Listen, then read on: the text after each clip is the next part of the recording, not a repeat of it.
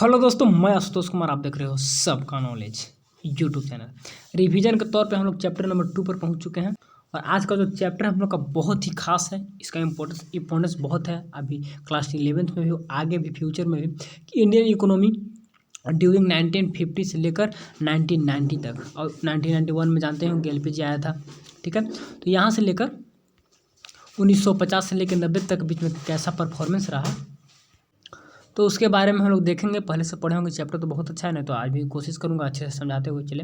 देखिए, जब भारत आज़ाद हुआ तो हम लोग on the eve of independence तो अच्छे से पढ़ लिए, देख लिए, लेकिन उसके बाद कठिनाई सामने आई। अब क्या करना है, पूरा वर्ल्ड दो भागों में बटा हुआ था। हम लोग जानते हैं एक्सिस पावर और एलाइड पावर। एक्सिस पावर में अगर बात करें तो दोनों में अलग अलग कंट्री थे। एक तरफ रसिया वगैरह, एक्सिस थोड़ा सा देखिए कौन कौन थे, एलाइड में कौन कौन थे। तो रसिया तरफ अलग सा कॉन्सेप्ट चलता था, जैसे सोशलिस्ट का, और इंग्लैंड तरफ आई थिंक उन लोग एक्सिस पावर था, इन लोग एलाइड पावर था। तो उधर अलग कॉन्सेप्ट चलता था, कैपिटलिज्म का पावर चलता था। तो भारत के सामने कठिनाई है कि हम लोग किसको एडप्ट करें, सोशलिज्म को करें या फिर कैपिटलिज्म को करें। अगर सोशलिज्म को करते हैं तो फिर वही दिक्कत है, कैपिटलिज्म को करते हैं तो उसको भी दिक्कत है।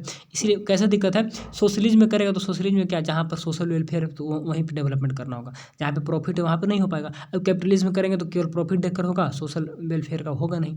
इसीलिए भारत क्या किया, नहीं, हम लोग दोनों पे फोकस करते हुए मिक्स्ड इकोनॉमी को अपनाया था। और सबसे पहला परेशानी वही था कि कौन सा इकोनॉमी को एडप्ट किया जाए। ठीक है, क्योंकि वर्ल्ड में दो इकोनॉमी एग्जिस्ट कर रहे थे। ठीक, तो इसी प्रकार भारत ने स्टार्ट किया था, और भारत को देखा इसे आज देखते हैं कि पूरा वर्ल्ड में मिक्स्ड इकोनॉमी धीरे धीरे प्रोग्रेस कर रहा है। तो फर्स्ट पॉइंट हम लोग बुक में तो और डिटेल से दिया हुआ है, तो बुक में पढ़िएगा तो मिल जाएगा, लेकिन फिर भी चलिए। तो करा दिया 3 फॉर्म ऑफ ऑर्गेनाइजेशन, कैपिटलिस्ट और सोशलिस्ट, अलग अलग फॉर्म इकोनॉमिक सिस्टम है। तो तीनों के बारे में अच्छे से पढ़ लीजिए। अभी 11 से लेकर 12 तक काम देगा, और 12 में तो बहुत ही मतलब कि यहाँ से सवाल भी बनते हैं, आपका फर्स्ट ही चैप्टर मिलेगा। तो कैपिटलिस्ट इकोनॉमी क्या है, the capitalist economy depend on the market forces of demand and supply. ठीक है, जहाँ पर डिमांड होंगे वहीं पर सप्लाई होगा, और कहीं पर इसका प्रोडक्शन नहीं होता है। ठीक है, in this type of economy only the consumer who will produce that's have the good demanded in the market. समझिए, कंज्यूमर गुड्स का ही प्रोडक्शन होता है जिसका डिमांड में मार्केट होता है। ठीक है, and eld profit top of the producer, और सारे के सारे जो प्राप्त होता है प्रॉफिट कहाँ जाता है, टॉप ऑफ द प्रोड्यूसर, यानी प्रोड्यूसर के हाथों में जाता है। ठीक, चलिए, the only aim is the profit maximisation and consumer are free to consume whatever they like. इसमें कंज्यूमर फ्री होता है, उसे जो पसंद होता है उसी का प्रोडक्शन होता है, दूसरा चीज़ का प्रोडक्शन नहीं होता है। और प्रोड्यूसर सिर्फ प्रॉफिट मैकेनिज्म पे काम करता है, और जो भी आपका रिसोर्सेज का या फिर मीन्स ऑफ प्रोडक्शन का जो कंट्रोल होगा वो किस पे होता है, एक इंडिविजुअल पे या फिर एक एज ए कंपनी पे होता है, एज ए होल। ठीक है, अब सोशलिस्ट में देख लीजिए, रिसोर्स का कंट्रोल किसके पास रहेगा, गवर्नमेंट के पास रहेगा। सोशलिस्ट इकोनॉमी जो system in which all the decision are taken by the government, सारे डिसीजन भी सरकार के द्वारा लिया जाएगा। And in this system the government decides what the goods are to be produce, कौन सा गुड्स को प्रोड्यूस करना है। ठीक है, and accordings with the need of the society, society की आवश्यकता के अनुसार कौन सा गुड्स को प्रोड्यूस किया जाए तो गवर्नमेंट डिसाइड करती है। ठीक है, आर टू बी प्रोड्यूस, यानी किसको प्रोड्यूस किया जाए। ठीक है, and how the goods are to be produce and how to be distributed, कैसे उसको प्रोडक्शन करना है। अब कैसे करने का मतलब कि दो मेथड होता है ना, एक तो हमको लेबर इंटेंसिव, एक कैपिटल इंटेंसिव, और हाउ टू बी डिस्ट्रीब्यूटेड, कैसे उसके बांटा जाए। तो इसके बारे में सारा का सारा निर्णय और सारे आपका जो संसाधन है, इफेक्ट ऑफ प्रोडक्शन है, तो सारे पे कंट्रोल भी इसी का रहता है। रिसोर्सेज का भी कंट्रोल गवर्नमेंट का ही रहता है। और सिमिलर रूप से आपका मिक्स्ड इकोनॉमी है, जिसमें कि दोनों रहता है, पब्लिक सेक्टर भी प्राइवेट सेक्टर भी। इसमें आपका पब्लिक सेक्टर आ गया और फर्स्ट में आपका प्राइवेट सेक्टर था, साइड बाई साइड, साथ मतलब साथ साथ दोनों रहते हैं। Both the price mechanism and the central planning authority decide what how for whom to produce. Central problem के बारे में डिटेल में क्लास 12 में पढ़िएगा कि सेंट्रल प्रॉब्लम होता है कि क्या प्रोडक्शन करना है, किसके लिए करना है और कैसे करना है। तो इसका डिसीजन दोनों मिलकर लेते हैं। आपका प्लानिंग कमीशन भी अपना करती है और प्राइवेट सेक्टर भी अपना काम करता है। ठीक, तो India is example of mixed economy, example of अच्छे से दीजिएगा मिक्स्ड का। ठीक है ना, और आपका कैपिटलिस्ट के पूछेगा तो यूके आ गया फेमस में, और सोशलिस्ट में तो चाइना आई थिंक पहले था, लेकिन अब चाइना में धीरे धीरे मिक्स्ड में आ रहा है। ठीक है, आपका एक और नाम यहाँ पर आपका, तो अभी चाइना को रखिएगा एग्जाम्पल में। ठीक है, और नेट पे सर्च करिएगा तो मिल जाएगा। चलिए, इकोनॉमिक प्लानिंग, उसके बाद देखिए प्लानिंग। अब ठीक है, मिक्स्ड इकोनॉमी अपना लिए, कैसे डेवलपमेंट करना है। हम लोग जानते हैं कि एग्रीकल्चर सेक्टर बहुत नीचे था, इंडस्ट्रियल सेक्टर और नीचे चला गया था, क्योंकि अपना इंडस्ट्री को तो ग्रो करना नहीं था। इंग्लैंड को तो क्या सिर्फ इंग्लैंड में करवाना था, यहाँ तो एकदम बेकार। और सर्विस सेक्टर को कहना ही नहीं था, बहुत ही मतलब कि नीचे कुछ कुछ था सर्विस सेक्टर, जो कि इंग्लैंड के बेनिफिट पे था। ये कैसे करना है, तो इसके लिए प्लानिंग कमीशन का गठन होगा। 5 साल का प्लानिंग बनाएंगे, उसमें केवल 5 साल नहीं 20 साल तक भी देखा जाता था, लॉन्ग टर्म में भी 20 साल में कितना प्रोग्रेस हुआ। ठीक है, आज तो प्लानिंग कमीशन को हटा के नीति आयोग का स्थापना हो गया है, तो 2015 में आई थिंक, तो याद रखिएगा। ठीक है, तो प्लानिंग, इकोनॉमिक प्लानिंग क्या हुआ, means the utilisation of country resources in the different development activity according with the national priority. कहाँ पर प्रायोरिटी देना है, किसको क्या प्रोडक्शन करना है देश में, तो उसके अकॉर्डिंग पे यहाँ पर रिसोर्सेज का utilisation of country resources different development activity, अलग एक्टिविटी में इसका यूज होता है। ठीक है, पहले क्या प्रोडक्शन करना है, कैसे करना है, तो उसके लिए प्लानिंग का गठन होता है। And India has the completed 12 5 year plan.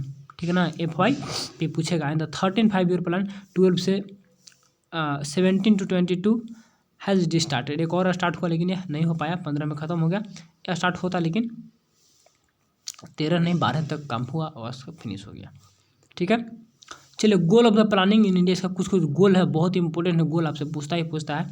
तो गोल याद रखिएगा। तो लॉन्ग टर्म गोल आपका है to be achieve over 20 year, जो बताए थे कि लॉन्ग टर्म और शॉर्ट टर्म ही होता है। तो आई थिंक लॉन्ग टर्म और शॉर्ट टर्म नीचे दिया हुआ, तो पहले लॉन्ग टर्म देख लीजिए क्या क्या है। फर्स्ट क्या है, मॉडर्नाइजेशन, मॉडर्नाइज करना, कहने का मतलब adaption of new technology and changing in the social outlook. नए नए टेक्नोलॉजी को एडप्ट करिए और समाज में एकदम आपको चेंजिंग लाना है। सेल्फ रिलायंस, अब बाहर पर डिपेंडेंस नहीं होना है। इम्पोर्ट सब्स्टिट्यूशन, जो बाहर से मंगा रहे हैं यहीं पे आप उसका प्रोडक्शन करें। ठीक है, सब्स्टिट्यूट करें। Reducing the dependence of import.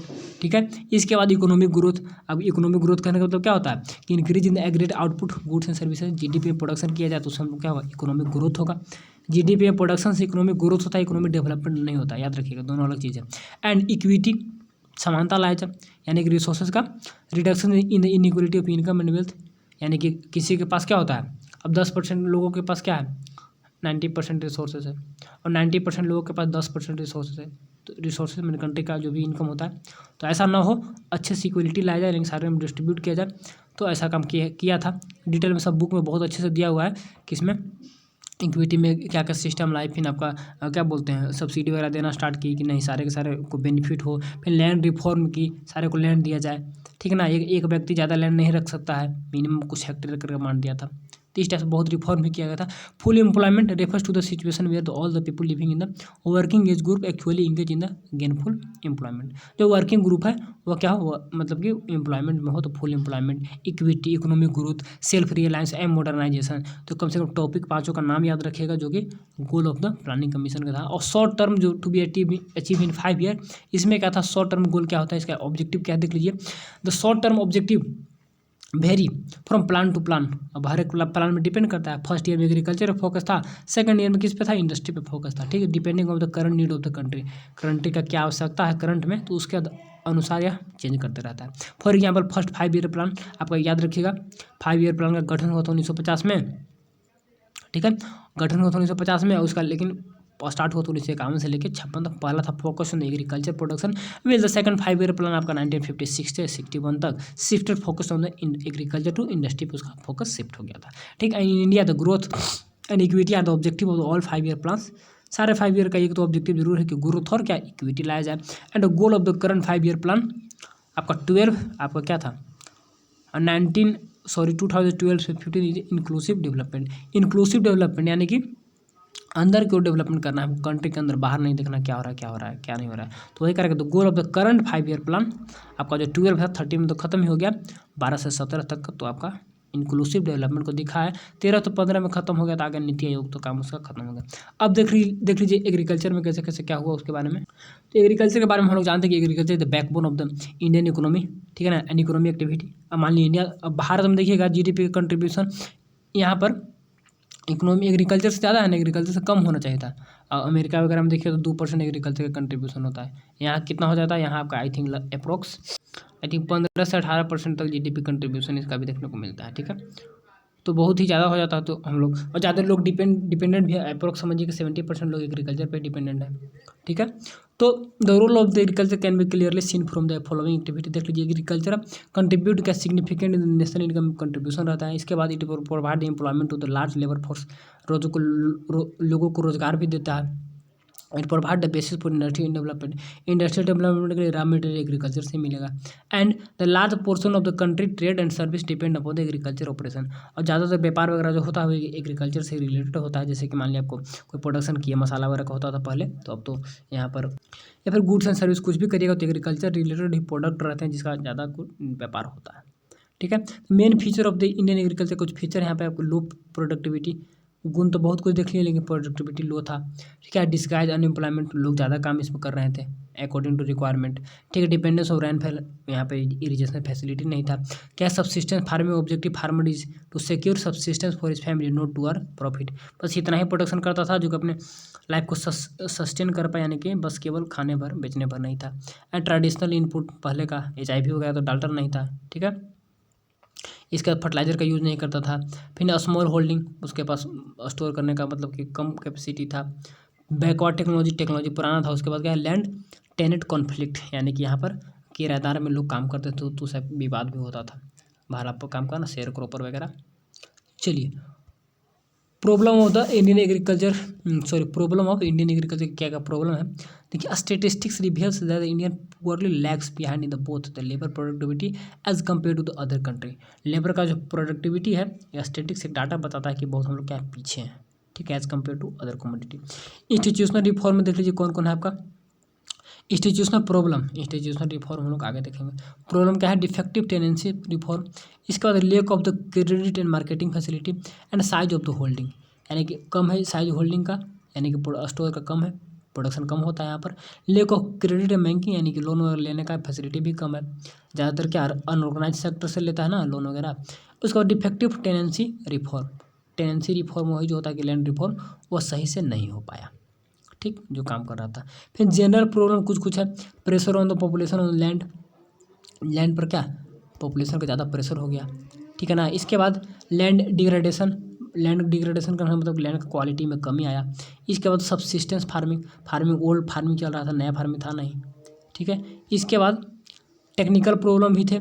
क्या है, ऑब्स्टिलेंस टेक्निक प्रोडक्शन, यानी कि यहाँ पे पुराने टेक्निक का यूज़ करके प्रोडक्शन किया जाता था, जो कि समय के अनुसार ख़त्म हो गया। मान लीजिए ऑब्सोलेंस क्या होता है, ऑब्सोलेंस होता है कि आप जो मशीन का यूज़ कर रहे हैं तो नया समय है तो उस मशीन का यूज़ नहीं होगा, तो उसी में यूज किया जाता था। दिक्कत भी होता था, न्यू टेक्नोलॉजी का अडेप्ट नहीं कर पाता था। लेक ऑफ इरिगेशन फैसिलिटी की भी कमी थी। और क्रॉपिंग पैटर्न, ये सब आपका क्या टेक्निकल प्रॉब्लम है।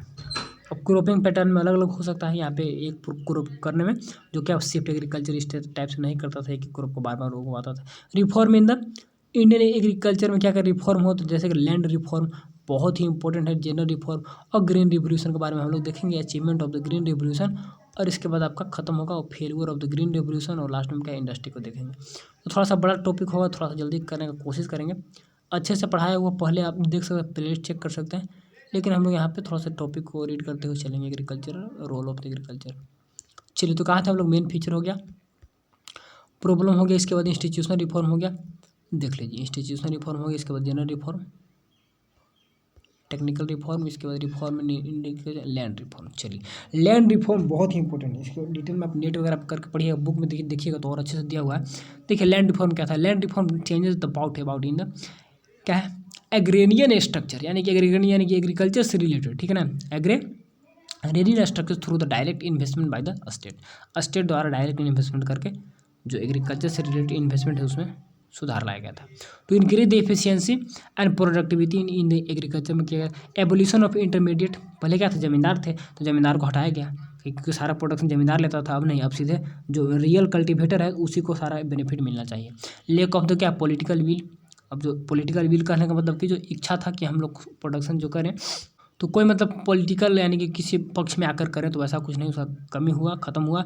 And problem of voluntary surrender by the tenants द्वारा जो वॉलंटरी रखा जाता था, टेनेंट्स में जो किराएदार कि उनको देना है पैसा ना, यहाँ के बाद जमींदार को जाता था, तो वो सब खत्म हुआ। इनएडिक्वेट पुअर टेनेंसी, इनएडिक्वेट यानी कि मतलब प्रचुर मात्रा में पुअर टेनेंसी, ये सब खत्म हुआ, किराएदार लोग धीरे धीरे खत्म, सबको लैंड मिलने लगा था, और लैंड डिस्ट्रीब्यूशन सिस्टम भी आया था धीरे धीरे करके। फिर जनरल रिफॉर्म कुछ देखने को मिला, जैसे कि एक्सपेंशन ऑफ इरिगेशन फैसिलिटी में बढ़ाया गया, प्रोविजन ऑफ क्रेडिट लोन का फैसिलिटी बढ़ाया गया, regulate the market and cooperative market को रेगुलेट किया गया। ठीक है, इसके बाद क्या है, सपोर्ट प्राइस फैसिलिटी है, मिनिमम सपोर्ट प्राइस दिया गया, मिनिमम सपोर्ट प्राइस, कम से कम इतना प्राइस तो आपको देंगे, प्रोडक्शन करिए, आपको कोई खरीदे या ना खरीदे, मैं कम से कम इतना प्राइस पर खरीद दूँगा। तो सरकार प्रोडक्शन भी करती थी लोग की, कोई दिक्कत ना होगा, बिक जाएगा। फिर ग्रीन रिवोल्यूशन आया, इसके बारे में तो बहुत ही डिटेल में पढ़े होंगे। फादर कौन थे, स्वामी, इनका फादर कौन थे ग्रीन रिवोल्यूशन के, SM नाथन, इनका माइंड में नहीं आ रहा अभी, हाँ MS स्वामीनाथन, भारत में पूछेगा तो फाउंडर थे। ठीक, HIV, ठीक है ना, HYVP, NAS green revolution has a launch in the 1965 में लॉन्च हुआ था। इसके बाद क्या है, use of the packed input. इसके बाद scientific rotation crop, minor irrigation work where taken up, rice in the production productivity सब बढ़ा, increase in the income and increase in employment, इतना कुछ बढ़ा तो माइंड में आप रखिएगा। इसके बाद अचीवमेंट ऑफ, सब्जेक्टिव आपका सवाल है नहीं, कुछ पॉइंट रखिएगा, ऑब्जेक्टिव ऑप्शन दिखेगा तो बन जाएगा। अचीवमेंट ऑफ ग्रीन रिवोल्यूशन में क्या क्या अचीवमेंट हुआ, rise in the production of productivity, increase in income, rise in the commercial farming, impact of the social revolution, use new HIV का यूज हुआ, फर्टिलाइजर का यूज हुआ, इंक्रीज इन अनएम्प्लॉयमेंट एंड क्या substantial rise in average, सब कुछ overall बढ़ा। फिर failure भी हुआ, क्यों फेल्यूर हुआ, restrictions to the limited crop such as the 2 crop wheat and rice. Green revolution क्या 2 ही क्रॉप रेस्ट्रिक्ट था, इससे ज़्यादा क्रॉप नहीं किया था कोई। Growing the state like the Punjab Haryana, बस यही सब लोग, ऐसा क्यों, क्योंकि इन लोग थोड़ा पैसे में मतलब अच्छे थे, जो पैसे में अच्छे तो वही सब इसका यूज़ कर पाते थे, क्योंकि इसमें आपको फर्टिलाइजर का यूज़ करना होता था, नया नया टेक्नोलॉजी का, तो उतना पैसा नॉर्मल किसान पास रहता नहीं था, जो किसान कुछ पैसे वाले थे तो वही सब इसका यूज़ कर पाए थे, तो इसीलिए रेस्ट्रिक्ट था। एंड पार्शियल रिमूवल पॉवर्टी को थोड़ा सा हटा पाया, पूर्ण रूप से हटा नहीं पाया। And neglected the land reform को नेग्लेक्ट किया। Increase in the income disparity between the small and big farm, अब क्या हुआ, क्या बोलेंगे, जो बिग फार्म थे वही सब प्रोडक्शन कर पाए, छोटे नहीं कर पाए। इकोलॉजिकल डिग्रेडेशन हुआ, अब हम लोग भी जानते हैं ग्रीन रेवोल्यूशन क्या हुआ था, जो सॉइल का था, तो सॉइल का सारा जो मेन क्वालिटी होता है वह डिग्रेड हुआ था, खत्म हुआ था, तो उसी पर इकोलॉजिकल डिग्रेडेशन देखने को मिला था। फिर इंडस्ट्री के बारे में बात करिए कि इंडस्ट्री 90 से लेकर 50 तक के बीच में क्या हुआ, तो उसके बारे में थोड़ा सा देखिए। जो भी यहाँ पे हम लोग पढ़ रहे हैं आपका 1950 से लेकर 1990 तक के बीच का यहाँ पर देखा जा रहा है। ठीक है, industrialisation play important role in the economic development of the country. Industrial well developed country economics are the economically prosperous. जहाँ पर इंडस्ट्री वेल डेवलप होता है तो वहाँ पर कंट्री आर्थिक रूप से समृद्ध होते हैं। एंड रोल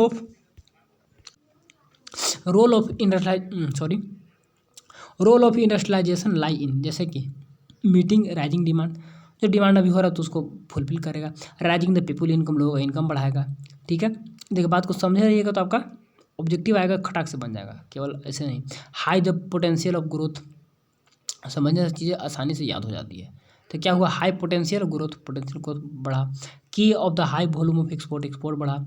ठीक है, प्रोवाइड एम्प्लॉयमेंट, लोग रोजगार हुआ। इसके बाद क्या है आपका, लीड्स टू मॉडर्नाइजेशन की ओर आगे बढ़ा। तो इतना कुछ रोल है किसका, इंडस्ट्रियलाइजेशन जब होगा तो ये सब होगा। ठीक है, हुआ भी था, ये सब हुआ भी। ठीक, industrialisation is a precondition for the final take off any economy, कोई भी economy, any economy final take off, यानी कि जो आगे बढ़ रही है तो उससे पहले का जो प्रोसेस है वह क्या है, इंडस्ट्रियलाइजेशन। जैसे कि इंग्लैंड भी डेवलप क्यों किया था वहाँ पर, क्योंकि वहाँ पर इंडस्ट्रियलाइजेशन हुआ था। चलिए, share of the financial sector in GDP has increase to 20% in 2013-14। The following importance change have the taken place. अब 20% GDP इंक्रीज क्यों किया था, तो कुछ स्टेप लिए गए थे उसी के कारण। Development of infrastructure like the power, transport, communication, banking, ये सब बढ़ाया गया। And qualified the skill human resources, इनको क्वालिफाइड यानी कि इनको टेक्निकली स्ट्रॉन्ग किया गया। ठीक है, स्किल ह्यूमन रिसोर्स किया गया। And the much progress in the field of the research and development, progress हुआ। And expansion of public sector को बढ़ावा दिया गया।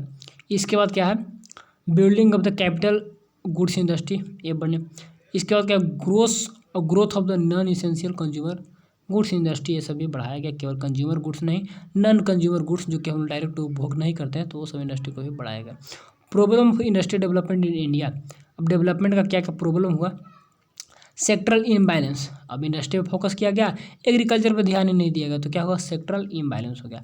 एग्रीकल्चर इंफ्रास्ट्रक्चर है fail to provide the support for the industrial sector, उन लोग फेल हो गया। And regional imbalance restricted to few state, कुछ ही स्टेट तक रहा। ठीक है, इसके बाद industrial sickness which rise the problem of unemployment बढ़ा। इसके बाद क्या है, यानी कि डूब गया, खत्म हो गया था। Higher the cost of industrial product due to lack of the healthy competition, अब कंपटीशन होने के कारण इसका कॉस्ट क्या हुआ, हाई हो गया, क्योंकि जो बाहर से आता था प्रोडक्ट वो काफ़ी सस्ते रहते थे। Dependence of the government for reduction in the tax and duty makes the क्या है, इम्पोर्ट ईजियर, अब सरकार पर डिपेंड हो गया, क्या कर टैक्स में कम करे। ठीक है, टैक्स ड्यूटी जो सरकार लगा कम करे तो उससे क्या हो, to make the import easier, तो बाहर से लोग सामान मंगाना आसान किए, गवर्नमेंट टैक्स में कमी की इसी का कारण।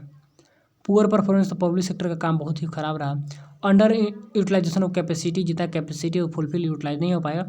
Increasing the capital output ratio, capital output ratio बढ़ा। कैपिटल आउटपुट रेशियो क्या है यहाँ पर, तो कैपिटल मैंने क्या समझ हम लोग, पूंजी, मशीन वगैरह, तो उसका थोड़ा सा प्रोडक्शन यहाँ पर मतलब बढ़ा, बाहर से मंगवाया गया ताकि प्रोडक्शन यहाँ पे किया जाए, तो बाहर का डिमांड थोड़ा सा बढ़ा था। ठीक है, तो ये सब प्रॉब्लम थे, हम लोग यहाँ पर नहीं कर पाए और बहुत कुछ प्रॉब्लम देखने को मिला।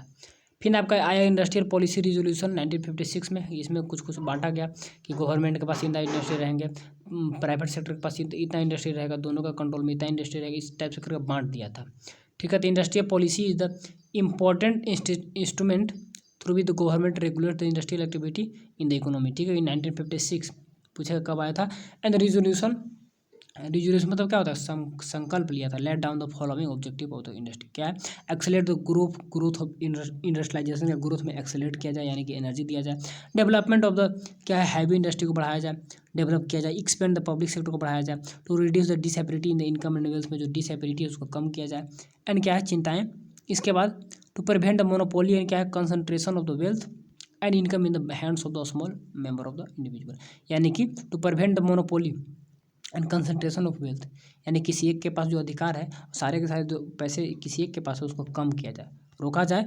ठीक है ना, wealth and income in the hands of the small member of the individual, क्या बोले कि कुछ ही के हाथों में ज़्यादा रिसोर्सेस है, कुछ के हाथों में एकदम नहीं है, तो वो सब कम किया जाए। Feature of the industrial policy resolution, कुछ कुछ फीचर है, देख लीजिए। New classification of industry were classified in the 3 stage, क्या बोले, इसको बांट दिया गया था depend on the role of the state. Schedule A में पूछेगा कि शेड्यूल ए में कितने इंडस्ट्री थे, तो याद रखिएगा 17। ठीक, listed in the schedule A, who the future development would be responsibility of the state, जो कि सारा का सारा इसका डेवलपमेंट इंडस्ट्री का किसके जिम्मेवारी में था, जिम्मेवारी में आपका स्टेट के था, 17 थे। शेड्यूल बी में 12 को बांट दिया। ठीक है, 12 में कितने थे, were included in the schedule B, private sector could supplement the effort of the public sector, और सहयोग करेगा प्राइवेट सेक्टर, इसमें क्या करेगा, सप्लीमेंट के रूप में सहयोग देगा किसको, पब्लिक सेक्टर को।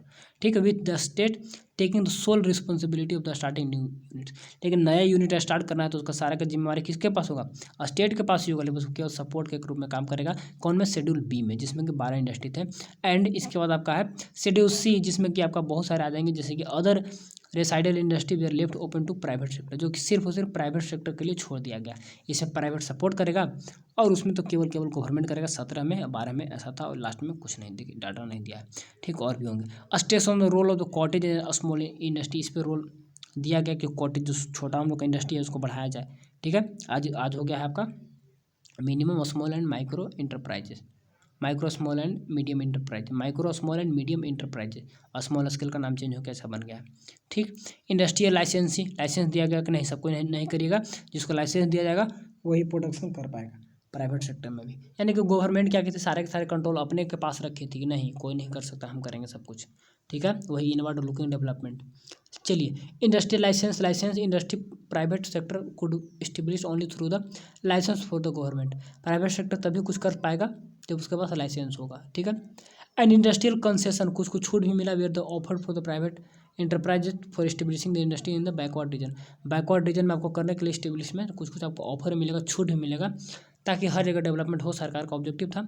Of the country the such है the tax rebates and the concession rates, कुछ छूट मिलेगा, power for the power supply, electricity वगैरह के लिए आपको कुछ टैक्स मिलेगा, छूट मिलेगा, तो आप ऐसा आप कर सकते हैं। कुछ पब्लिक सेक्टर के बारे में देख लीजिए, उसके बाद आपका क्लास जल्दी ही एंड होने वाला है। ठीक है, तो पब्लिक सेक्टर क्या है, public sector consist of all the industrial and commercial enterprises which own by the government, जो कि गवर्नमेंट के द्वारा चलाया जाता है। ठीक है, and manage either by the government और itself by the some other agency on the behalf of the government, या तो गवर्नमेंट खुद करेगी या कुछ एजेंसी रहेगी जो सरकार की तरफ से ही काम करेगी, इसमें तो उसको बोलते हैं हम लोग पब्लिक सेक्टर। ठीक है, role of the public sector का रोल बहुत ही इंपॉर्टेंट होगा, जैसे कि lack of capital with the private entrepreneurs, तो यहाँ पे कहने का मतलब कि जो lack of capital and capital की कमी हो किसके साथ, प्राइवेट इंटरप्रेन्योर, यानी कि मेरे पास ज़्यादा हो, प्राइवेट लोगों के पास कम हो, इसका ऐसा काम था गवर्नमेंट का। ठीक, lack of the intensive among the PVT, private limited वही होगा, entrepreneur demand due to the limited size of the market. ठीक है, तो मार्केट का साइज लिमिटेड है, इसीलिए आप लोग के पास नहीं होगा, हम लोग के पास सारा का सारा इंटेंसिव यानी कि पहलू होगा गवर्नमेंट के पास। ठीक, socialist pattern of the society main of the government to generate employment rather than profit, सरकार का एम था कि हम लोग क्या करें, जनरेट एम्प्लॉयमेंट करें, ना कि प्रॉफिट जनरेट करने का सोच रही थी कुछ। डेवलपमेंट ऑफ इंफ्रास्ट्रक्चर बढ़ाना काम हुआ, डेवलपमेंट ऑफ बैकवर्ड एरिया में ग्रोथ किया जाए, to prevent the concentration of the economic power, economic power जो किसी एक के हाथों में, तो ऐसा ना रहे। अब प्रमोट द इम्पोर्ट सब्स्टिट्यूशन, जो बताए थे कि इम्पोर्ट सब्स्टिट्यूशन यानी कि जो बाहर से सामान मंगा रहे हैं तो बाहर से ना मंगा के हम लोग कंट्री में ही क्या उसका प्रोडक्शन करें, तो उसी को बोलते हैं इम्पोर्ट सब्स्टिट्यूशन। ठीक है, चलिए पब्लिक प्रॉब्लम हो, तो पब्लिक सेक्टर में क्या का प्रॉब्लम है, अनप्रॉफिटेबल प्राइसिंग। अब प्रॉफिट नहीं हो पाता है, जैसे कि आज भी एयर इंडिया क्यों बिक गया, एयर इंडिया क्यों बिक गया, क्योंकि लॉस में चल रहा था। तो यहाँ पे सरकारी जानते हैं, सरकारी रेल कोई कोई टिकट भी नहीं लेता है, तो यहाँ पे उसका प्रॉफिट नहीं हो रहा था। ओवर स्टाफिंग ज़्यादा, इसमें लोग काम कर रहे थे आवश्यकता से ज़्यादा। इसके बाद क्या, मैनेजमेंट गैप, अब सही से काम भी नहीं हो पाता, टाइम का गैपिंग है। मान लीजिए 10 बजे टाइमिंग रहता है ऑफिस आना, तो आते हैं लोग 12 बजे, तो यही होता है गवर्नमेंट में। फिर क्या है, डिसयूटिलाइजेशन ऑफ गैप्स, यानी कि अंडर यूटिलाइजेशन है, फेल यूटिलाइज नहीं हो पाता था अच्छे से गैप का, जो टाइमिंग गैप में। प्राइवेट सेक्टर में क्या, जो 2 घंटा गैप मिला तो 2 घंटा में कुछ ना कुछ काम कर लिया जाता है, लेकिन गवर्नमेंट ऐसा नहीं है। इनएडिक्वेट ऑटोनॉमी मतलब स्वशासन, किसी एक के पास शासन प्रचुर मात्रा में नहीं रहता है। ठीक है, हाई लॉस देखने को मिलता है। अब बर्डन ऑफ सिक यूनिट, यानी कि छोटे छोटे यूनिट का बोझ ज़्यादा आ जाता है किसके ऊपर, सरकार के पास। ठीक है, तो इतना कुछ प्रॉब्लम है। इसके बाद स्मॉल स्केल इंडस्ट्री SSI के बारे में थोड़ा सा पढ़ लीजिए, और उसके बाद आपका क्लास लग रहा है कि इंडिया होगा, थोड़ा सा ट्रेड पॉलिसी है, थोड़ा सा बड़ा चैप्टर है। चलिए इसके बाद इंडो का, तो इसको जल्दी से देख लेते हैं, फिर MCQ भी देख लेंगे, आपका इंपॉर्टेंट जो बनेगा कैरेक्टरिस्टिक। चलिए ये क्या होता है इसके बारे में थोड़ा सा देखिए। करा कि द स्मॉल स्केल इंडस्ट्री जो प्रेजेंटली, आज तो बोल दिया हट गया ये वाला, इसके जगह पे क्या हो गया MSME। ठीक है ना, micro small medium enterprise.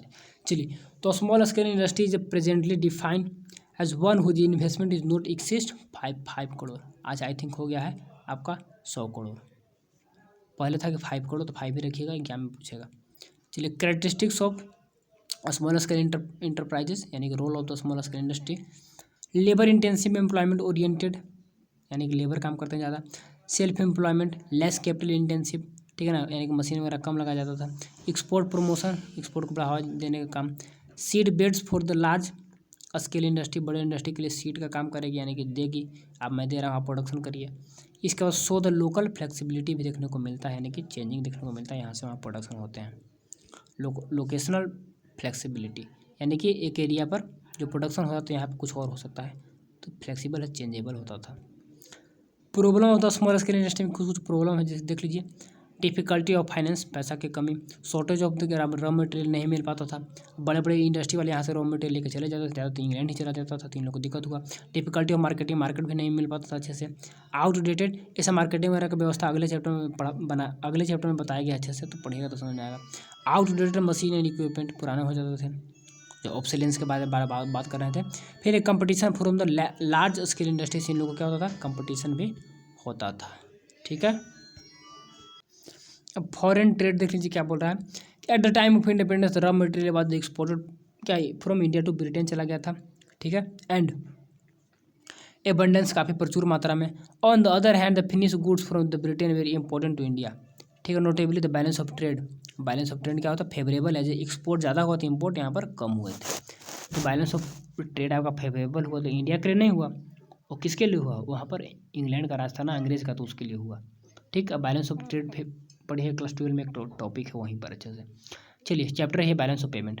After independence India foreign trade recorded as a noticeable change as a, अब इंडिपेंडेंस के बाद बहुत ही कम चेंज हुआ था, जैसे कि decline in the percentage of share of the agriculture export का परसेंटेज कम हुआ।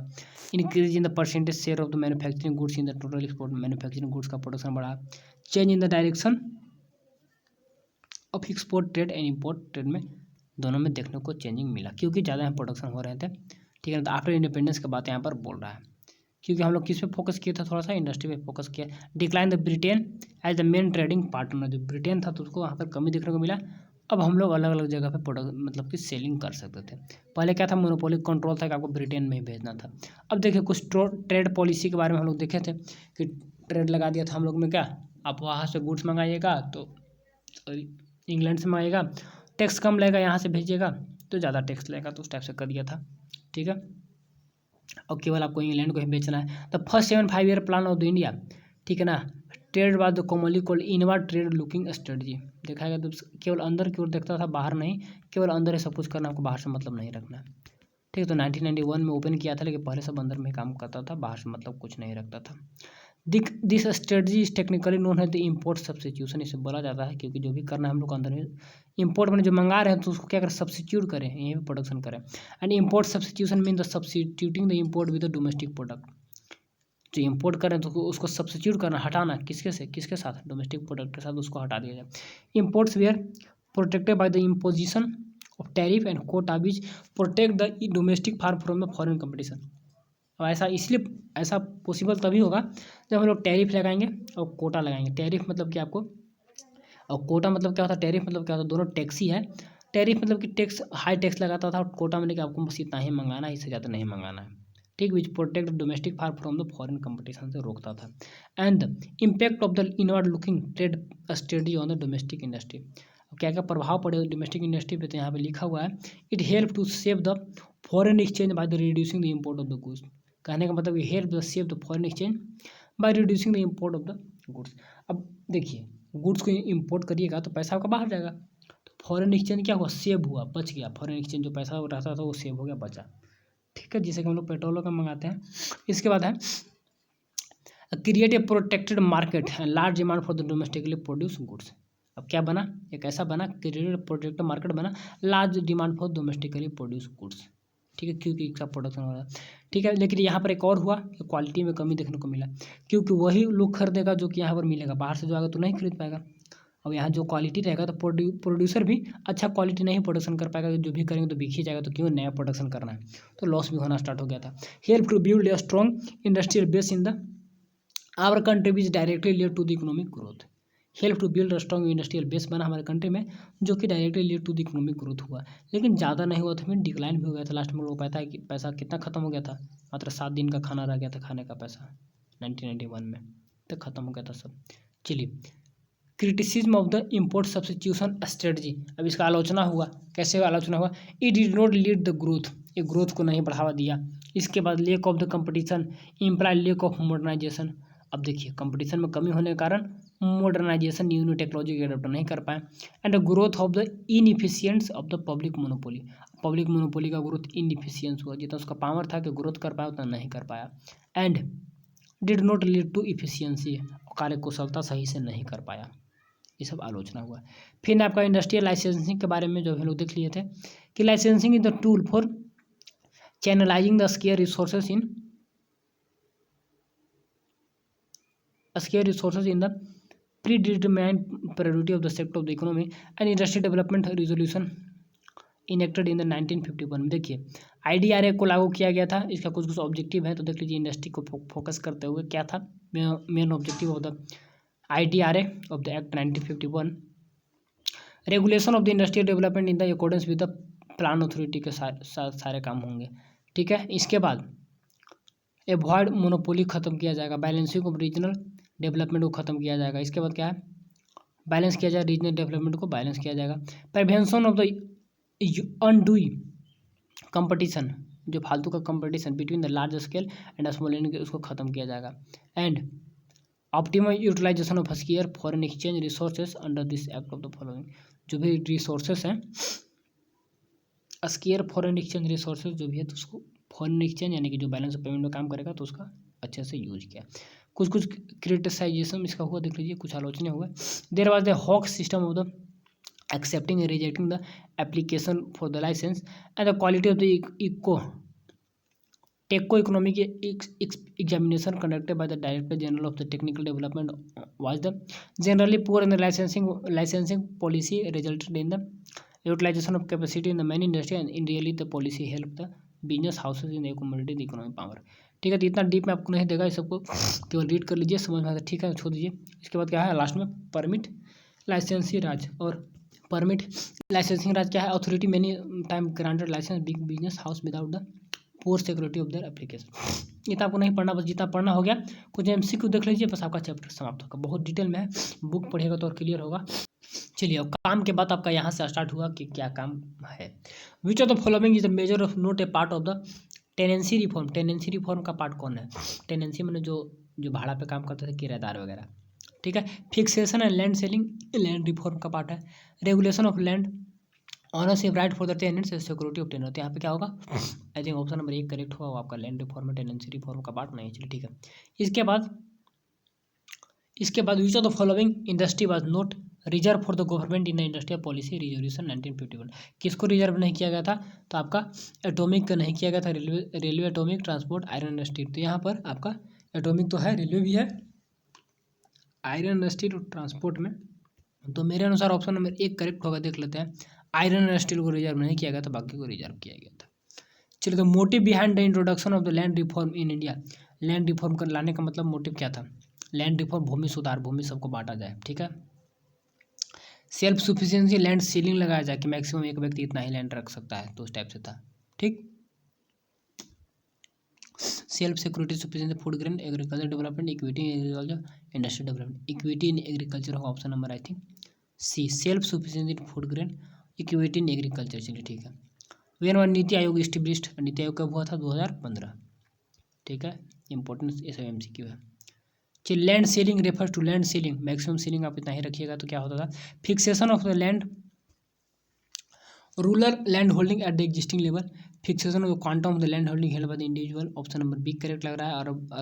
अरब land holding at the existing level, urbanisation. इसके बाद क्या? Fixing of the land area for the irrigation purpose, option number B fixing of the quantum of land. Quantum में एक मात्रा समझिए, ठीक, लैंड का हेल्ड बाय द इंडिविजुअल, एक व्यक्ति इतना ही मात्रा रख सकता है, तो ऑप्शन नंबर बी आपका करेक्ट और बेस्ट आंसर होगा, ठीक है। सारे को लिख कर याद करिएगा। चलिए, in which of the following type of the economy are the resources owned by the privately and main objective behind economic activities profit maximisation, profit making. Private के पास सारे के सारे रिसोर्सेज का कंट्रीब्यूशन, मतलब कि एक पावर का कैपेसिटी का, सॉरी, ऑन मतलब कि मालिकाना हक रहेगा प्राइवेट व्यक्ति के पास। तो क्या होता है उसके बारे में हम लोग जानते हैं कि वो होता है आपका कैपिटलिस्ट, पूंजीवाद होगा, ऑप्शन नंबर ए, ठीक है। 7 नंबर देखिए, विच of the following is a main objective of the carrying out various economic activity. Various economic activity करने का मेन जो ऑब्जेक्टिव है वो क्या? पब्लिक वेलफेयर होना चाहिए, ठीक है। When was the national development council NDA set up at just the planning. NDA 1950 I think होना चाहिए, 1952 में किया था, ठीक है। नेशनल प्लानिंग 1950 में, 52 में आपका NDA का नेशनल डेवलपमेंट काउंसिल डेट। यही सब आपका पूछता है डाटा बेस्ड, ठीक है। तो टॉपिक अच्छे से किया या नहीं किया, आपको इसको जरूर MCQ कर लेना है। चलिए, what is needed to provide the protection against the natural calamity like the food, clothes वगैरह। तो इसे सब बचने के लिए ग्रीन रिवोल्यूशन आई थिंक, ये चाहिए मल्टीपल क्रॉपिंग, क्रॉप इंश्योरेंस और क्रॉप इंश्योरेंस होना चाहिए, क्रॉप इंश्योरेंस। ये सब से बचने के लिए आपको क्रॉप का इंश्योरेंस मिलेगा, ज़रूरत होती है। How many industry have been reserve for the public sector under the industrial policy resolution 90। Public sector के लिए कितना था आई थिंक? पब्लिक गवर्नमेंट, तो सेक्शन A 17, ठीक है। चलिए, फिर द ब्लैंक देख लीजिए तो याद होगा तभी बना पाइएगा, नहीं तो कोई दिक्कत है नहीं। देखिए इसका आंसर क्या होता है। Planning include all sphere of the economic activity and social, यहाँ पे क्या होगा? Comprehensive planning. इसके बाद क्या है? चेयरमैन ऑफ द, तो कौन होते हैं? प्राइम मिनिस्टर होते हैं ना। प्लानिंग कमीशन का बहुत इंपॉर्टेंट MCQ बनता है, ठीक है। तो याद रखिएगा आपका prime minister. Full employment and equitable distribution of income and wealth are the objective of the planning in India, are the क्या? लॉन्ग टर्म ऑब्जेक्टिव थे full employment and equitable distribution. इसके बाद economic growth with the social justice is the principal goal of the planning in India, ठीक है। इसके बाद modernization means the adoption of new technology and change in the क्या होगा? Progress, change in the social outlook, ठीक है। इसके बाद planning in India started with the heavy license on private sector, public sector. Planning in India started with the heavy license on the public sector पर license दिया था। एक second, यहाँ doubt लग रहा है, रीड हम गलत कर रहे थे ना। रियलेंस है भरोसा, लाइसेंस तो प्राइवेट सेक्टर होता है, वही तो बोले। तो ज़्यादातर भरोसा किस पे किया गया था? पब्लिक सेक्टर पे स्टार्टिंग में।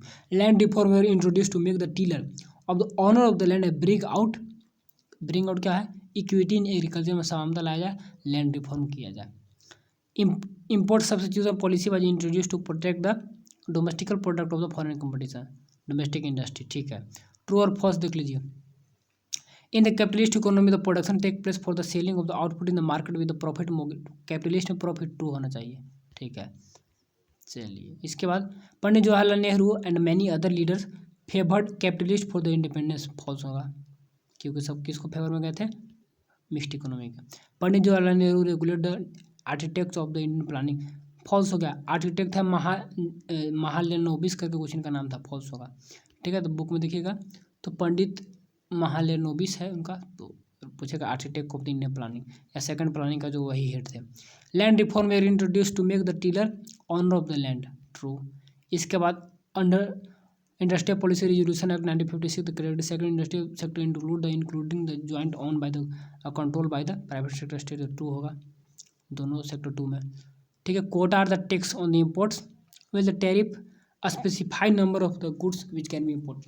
देखिए यहाँ पर quota are the tax on the imported goods and tariff are the specific number of goods, उल्टा लिख दिया। लिखने का काम था किसे, तो यहाँ पे फॉल्स होगा, उल्टा लिख दिया नहीं फॉल्स होगा। ठीक है, यहाँ पे कोटा नहीं, कोटा में होता है स्पेसिफिक नंबर ऑफ गुड्स और आपका टैरिफ में होता है क्या, टैक्स होता है किसी भी गुड्स पर। फिर आपका मैच द कॉलम है, तो यहाँ पे मिलाइएगा जो जो यहाँ पे देखिएगा, जो आपको आ रहा होगा बनाइएगा यहाँ तक। ठीक है, वीडियो को पॉज करके जो जो पढ़े होंगे तो उसी के आधार पर, ठीक है, यहाँ तक आपको एक बार नोट डाउन करके बना कर देख सकते हैं, और नहीं तो फिर डायरेक्ट में आंसर देखिए, उसको याद रखिएगा क्या क्या हो रहा है। इसी के साथ क्लास आपका एंड होगा। चलिए, तो रिवीजन के तौर में ऊपर ऊपर अच्छे से समझा भी नहीं रहे, अच्छे से समझा के सब पढ़ा दिए। एक बार वीडियो पुराना देखिएगा तो बहुत डिटेल में समझाया हुआ है, लेकिन 2-3 वीडियो में सब बताया हुआ है। लेकिन यहाँ पर हम जल्दी से चलेंगे क्योंकि हमको एक बार में सब ऊपर ऊपर रिवीजन करके ख़त्म करना है और जल्दी से एग्जाम में बैठ जाना है। चलिए, objective of the capitalist economy profit, socialist का क्या है, मार्केट में सोशल वेलफेयर, प्राइवेट सेक्टर क्या है, control the manage individual, public sector क्या है, controlling manage government, adoption of the industrial sector 1956, in licensing starter 1952 में, construction of the planning commission 1950 में, नीति आयोग 2015 में, introduction of the new industrial policy 1991 में, अगला chapter में पढ़िएगा। इसके बाद इंट्रोडक्शन ऑफ ग्रीन रिवोल्यूशन आपका 1967 से 68 के बीच में। ठीक है, तो यही था आपका सब कुछ, ऊपर ऊपर स्पीड में एक ही वीडियो में सारा को चैप्टर को भी और इंपॉर्टेंट आपका एमसीक्यू को भी खत्म कर दिए। सारे को लिख कर याद करिए, आराम से पढ़िए, रिवीजन करिए और रिजल्ट अभी से लेकर आगे तक बेस्ट बनाइए। 11th में भी पढ़िए, बहुत स्टूडेंट 11th नहीं पढ़ते हैं, लेकिन यहाँ से पढ़िए तभी आगे पढ़ने का आपका कैपेसिटी रहेगा, आदत रहेगा, तो पढ़ पाइएगा, रिजल्ट बेस्ट बना पाएगा अभी से लेकर फ्यूचर तक का। ठीक है, तो चलिए, all the best and thanks for watching. ठीक, कोई भी दिक्कत होगा तो कमेंट जरूर करिएगा। ठीक है, रिप्लाई देंगे कि भैया ऐसे नहीं ऐसे पढ़ाइए। ठीक है, तो ऐसे ही पढ़ा सकते हैं, पढ़ाना जैसा बोलिएगा तो ऐसा करेंगे, तो पढ़ाया तो सब पढ़ा दिए, कंप्लीट हो ही गया। ठीक है, चलिए।